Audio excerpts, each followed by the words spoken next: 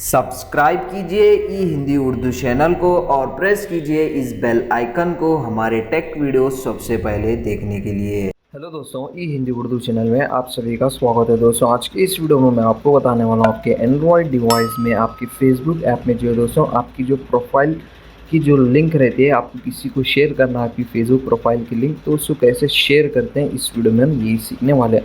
तो इसके लिए सबसे पहले आपको क्या करना है, आपका फेसबुक ऐप आपके डिवाइस में ओपन कर लेना है। ओपन करने के बाद सबसे पहले आपको जाना है आपके प्रोफाइल सेक्शन में इस तरीके से, और उसके बाद यहाँ पे आपको 3 डॉट्स मिल जाएंगे ऐड टू स्टोरी के राइट साइड में। तो जस्ट उस पर टैप कीजिए। टैप करने के बाद दोस्तों नीचे स्क्रॉल कीजिए, यहाँ पे आप देख सकते हैं योर प्रोफाइल लिंक।